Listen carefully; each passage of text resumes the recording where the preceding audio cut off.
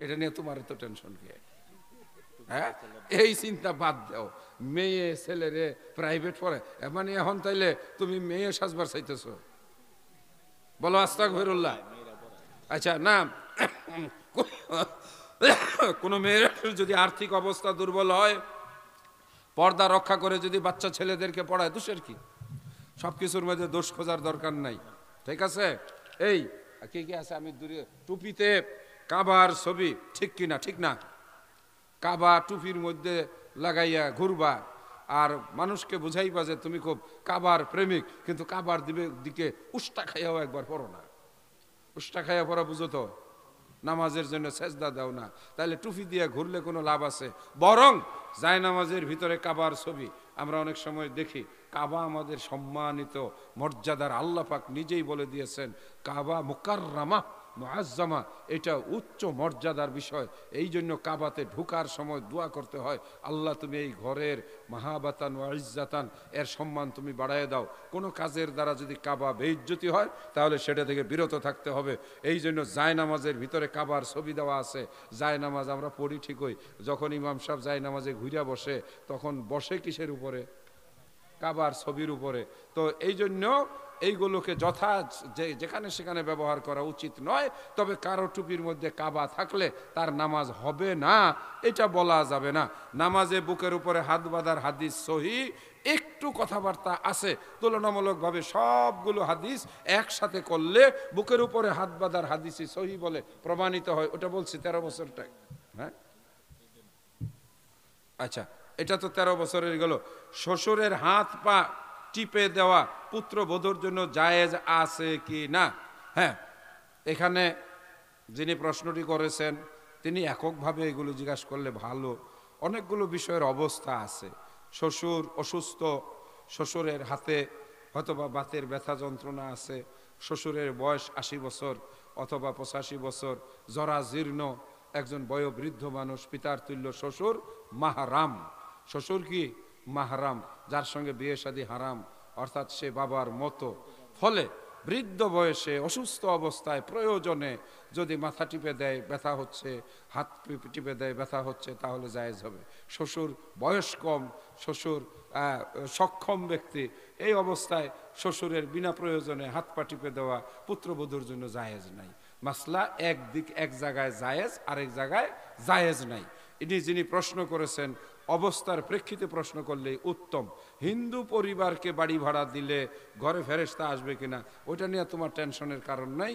তোমার বাড়ি তুমি হিন্দুর কাছে ভাড়া দিতে পারো, কারণ ওখানে তুমি মসজিদ মাদ্রাসা বানাও নাই। হিন্দু তার মতে সে চলবে। তবে হিন্দুর মিষ্টির দোকানের মিষ্টি না খাওয়া উত্তম। একটা বিষয় হচ্ছে যে পবিত্রতা পরিচ্ছন্নতার একটা ব্যাপার আছে।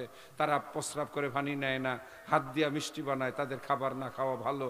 না খাওয়া মানে পরিহার করাটাই উত্তম। হিন্দুকে বাড়ি ভাড়া যদি না দিয়ে মুসলমানকে দেওয়া যায় উত্তম। একটা হলো উত্তম, আর একটা হলো জায়েজ।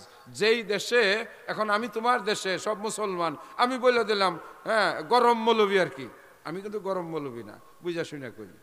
কারণ ভারতে তুমি এক এলাকায় আছো, তোমার আশেপাশে সব হিন্দু, তো তুমি তাদের সঙ্গে যদি এই স্বাভাবিক সামাজিক সম্পর্ক না রেখে চলতে পারবে? সেই দেশে ইন্ডিয়াতে মুসলমানদের বাড়িতে, এই যে কলকাতায় আমরা গিয়া খুঁজি যে মুসলমানের হোটেল কোনটা। তো সেখানে হিন্দু যদি যায় ভাড়া নেওয়ার জন্য, আর মুসলমান যদি বলে আমরা দেবো না, আহমদুল্লাহ সাহেব ফতোয়া দিছে জায়েজ নাই, তাহলে ওর হোটেল থাকবে? পরের দিন গুড়াইয়ে দিবে না ভাঙ্গিয়া? ফলে অমুসলিমদের সঙ্গে দুনিয়াবি মুআমালাত করা যাবে যদি সেখানে শরীয়ত অমান্য না হয়, শিরিকের সম্ভাবনা না থাকে।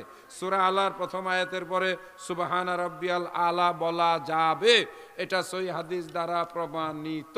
তবে জুমার নামাজে পড়ার সময় বা যখন তখন জোরে আওয়াজ করে পড়ার ব্যাপারে হাম্বলি মাযহাবের ইমামদের অপছন্দ আছে, তারা এটাকে নিরুৎসাহিত করে। এই জন্য যে কোরআন তিলাওয়াতের ভিতরে অন্য কোনো কিছু পড়া যাবে, বলা যাবে না। এই জন্য হাম্বলি মাযহাবের ইমামগণ, কাবার ইমামগণ সাব্বিহ ইসমা রাব্বিকাল আ'লাল্লাযী, আল্লাহর সঙ্গে একবারে মিলাইয়া পড়ে, যে ওখানে আর থামে না।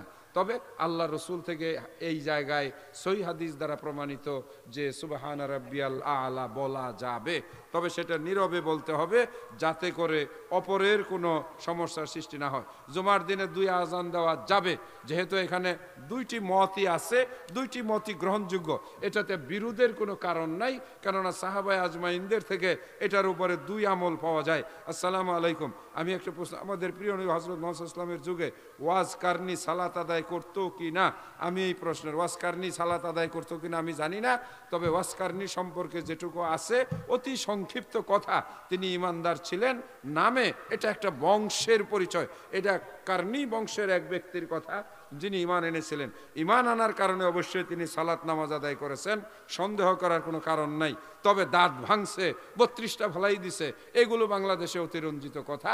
তিনি আল্লাহ রসুলকে মহব্বত করতেন। এই আল্লাহুম্মা হাসিবনি হিসাবান ইয়াসির, এটাও আস্তে বলার কথা। তবে এইটার জায়গায় যে হাদিসটি এসেছে সেটাকে আলেম উলামাগণ যঈফ বলছেন। আবার সাব্বি ইসমা রাব্বিকাল আলার পরে যে হাদিসটি এসেছে, কেউ এটাকে হাসান বলেছেন, কেউ এটাকে সহিহ বলেছেন, আবার একটা মত আছে কেউ যঈফও বলছেন। এই জন্য এটাকে আস্তে বলাই উত্তম।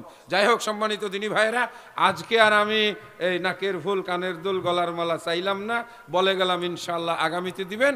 আজকের মতো আলোচনাটি এখানে শেষ করে বিদায় নিচ্ছে। সুবহানাকা আল্লাহুম্মা